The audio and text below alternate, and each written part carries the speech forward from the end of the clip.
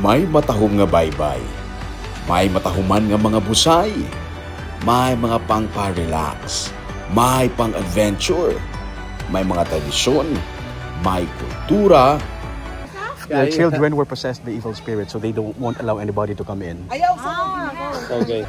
Lagaw ta sa isla sang Siquijor.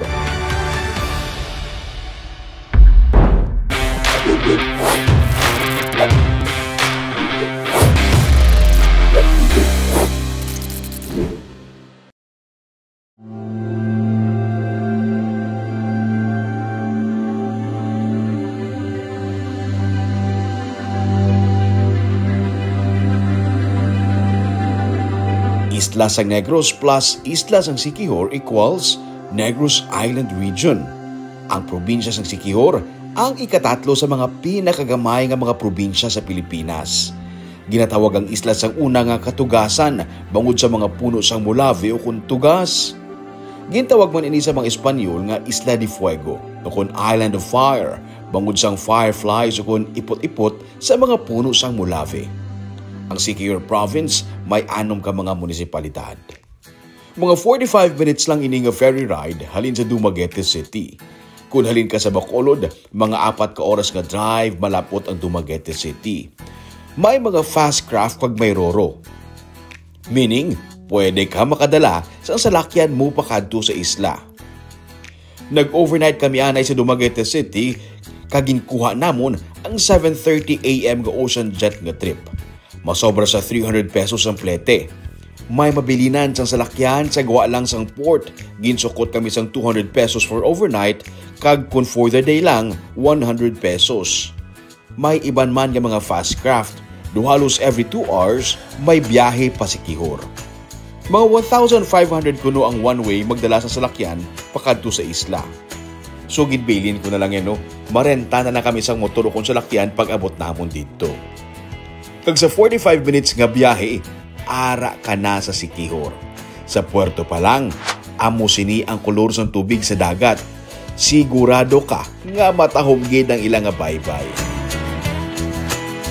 Sa gwa pa lang sang Siquijor Port, may mga ginaparentahan nga mga motor, tuk-tuk o kung daw e-bike at tricycle, kag mga salakyan.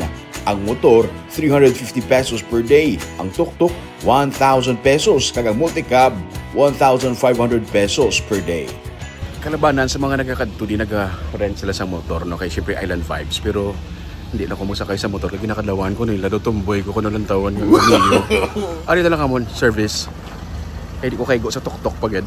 So amon nga, salakyan sa paglibot sa isla sang Siquijor. Pang drag racing. 4 kami so swakid sa amon ang multicab. Migo namon gali o sagad-sagad niya magdala sa multicab. Naga-deliver niya isda sa Bacolod gamit multicab. This is the island vibes. We are delivery of fish and our driver is experienced fish delivery mentor. Seems to stand out is the yellow multicab. This is for drag racing. Overnight lang kami sa isla kag the following morning mapuli na kami. Kayang isa namon kaupod ma-attend sang wedding sa Dumaguete City. So dasigay lang gani, nagkuha na kami sang guide. Meet Fritz. Nagatudlo siya sang free diving diri sa may isla sang Siquijor. Kag at the same time, naga-serve man as local guide. So lantawon ta kung ano ang pwede ta mahimo sa sulod sang 8 hours diri sa Siquijor. First drop, syempre, ang Welcome to Siquijor anay. Tabok lang ini sang St. Francis of Assisi Parish Church. So ang location ta is Municipality of Siquijor in the province of Siquijor, ang kapital sa probinsya. Ang ini nga simbahan ang isa sa mga landmarks ng Siquijor. 1783 inigid patukod sang sekular nga mga kaparian, kag sang 1793 gin-turn over sa mga Recollect priests, himo sa mga coral sa mga bato ang simbahan. Ang bell sa kilid sini nagaserbi nga banantayan kung may mga nagapakadto nga gusto magsakop sang isla sang una. Nagbiyahe na kami pa San Juan kung saan diin located ang amon nga tululugan. Mga 15 to 20 minutes nga drive, nakaabot na kami sa Aurora's Inn. Isa ka Bacolod noon ang tag-iya sini nga si Ma'am Mary Rose Montelibano. Ang room nga good for 2, may king size nga bed, may banyo, kag syempre may aircon, 1,550 pesos. May nagaayo pa na ako kung kiss kay ma'am. May generator set ang Aurora's Inn. Again, I repeat, may genset. Kaya isa sa mga ginatubang nga problema sa probinsya, amo ang adlaw-adlaw nga mga brownouts. Kung wala ako sang genset, maayawan sila ni ma'am. Kaya inigid ang unang nga ginapamangkot sa mga bisita. Sa igad lang inisang dalan, kag sa igad man sang bye-bye. Bago lang tapos waswas ang bagyo nga krising kag ang habagat pagabot namon. Pero amo sini katahom sang bye-bye. Tapos bilin sang gamit, nagsugod na kami lagaw. Wala na nagusik sang oras. Nagdiretso kami una sa Lugnason Falls. May 20 pesos nga environmental fee magsulod ka diri. Gamay lang alakat papanaog. Amo na sini nga busay ang maabtan mo. Wala pa ni kapaligo, balahas pa lang ni. Amo na ni kabasa. Wow! Sa mga 40 tahon ng edad, pwede pa diri. Tanong ba ng mga tito, kayang-kaya. Kung edad sa mga 40 tahon. May malapad nga bato nga nagakurbada kag nagakurtina ang nagakahulog nga tubig. Jutay lang ang tao pagkadto namon diri. May duha ka mga turista kag kami. Gani, naghingagaw na kami dason paligo kag nagtusmaw sa tubig. Nami sa matas ang kolor sang tubig.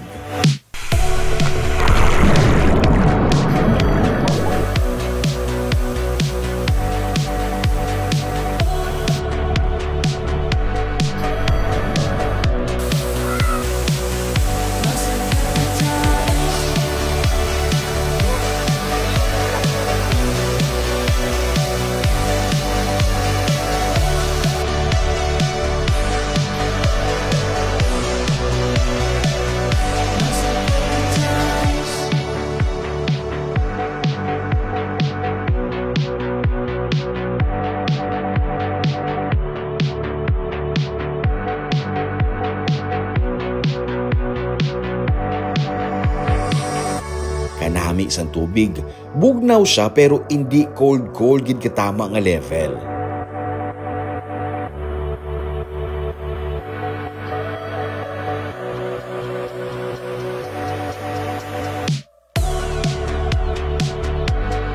May mga buho sa bato nga pwede maplastaran. After sang tusmaw sa tubig, nag-amat-amat na kami sa next namon nga destination kay manuglas 11 na sang aga. Next stop, Pitogo Cliff. May 30 pesos naman environmental fee. Mga 2 minutes lang iniya nga lakat sa flat area. Makita mo na ang matahong nga cliff. Mga 20 feet ang kadalumon halin sa ibabaw kag makita mo na ang shadow katahong nga kolor sang tubig dagat. Wala na diri kuno subong ginaalaw ang mag-cliff diving kay delikado katama. Pero diri nga lugar, may mga photographers kag drone pilot. Pwede ka magbayad para makuhaan ka sang imo nga best angle samtang yara ka sa banglid. Lantawa sila balaw. Pak! Nan, daw mga model lang agaw buhay ang mga pose. Kagang ining mga area, kadamo sa mga turista nga nagakinadto. Pwede ka man makapanaog sa dalom. Lantawa ba lang iban, hindi masyado ka prepared. Wala masyado na get up Duma-attend lang kasal ang atake. Pero kanya-kanyang trip lang niya. Talagsa ka lang di, itodo mo na ang tanan. Pero sa sining area, ma-appreciate mo gid ang katahom sang baybay sang Siquijor.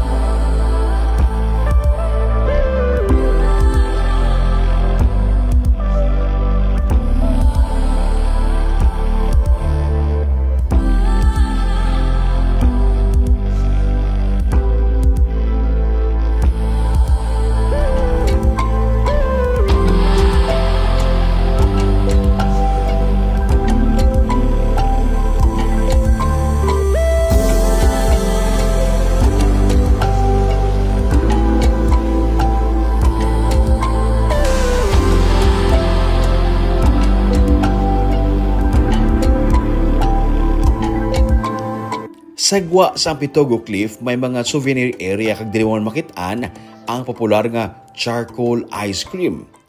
No wonder nga trending ini sa social media kay sa itsura bisan itom makalalaway.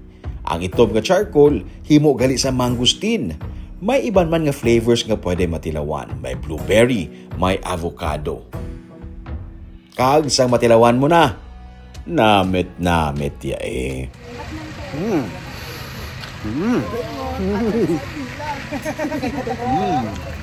Tapos sa Canada. Namit. Duuling gid. Swak siya, especially kung mainit ang panahon. Kung summer, nga peak season nila, ang ini nga 3 ka mga containers ng ice cream, mapaubos nila sa sulod lang sang 2 ka oras. Kag subo nga sige-sige brown out, kadamo sa nagabakal ice cream. Imbis ko na magbakal sang ice cream sa grocery kag ibutang sa ref, kay perme brown out, nagabakal na lang sang pang-scoop lang ice cream. Charcoal ice cream ang sabat sa ilang nga problema. Lunch break kami anay sa Makadali antes mag-proceed sa amo naman nga next nga stop, ang lugar nga ginpasikat ni Ann Curtis.